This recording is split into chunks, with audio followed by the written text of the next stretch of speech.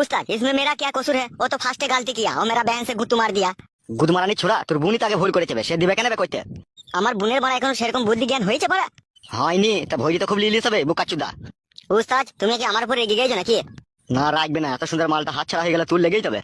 তা বলো মালটাকে কি করে তোমার সাথে জয়েন করে দেবো বলো, সেই রকম আমি একটু করছি কষ্ট মষ্ট করে। পারবি মালটাকে আবার আমার সাথে জয়েন করে দিতে? আমার জন্য যদি তোমার দুঃখ কষ্ট হয়, তুমি যদি বাই করতে না পারো তোমার পানিটা, তাহলে আমাকে হেল্প করতে হবে, কোন কি আর করার আছে। তো এখন তো মাগিটাকে লাইনে আনবো কি করে? মাগিটা এখন রেগি ফায়ার হয়ে আছে আমার উপরে। উস্তাদ এটা বুদ্ধি দেবো, কি বুদ্ধি দিবি তুই আমাকে?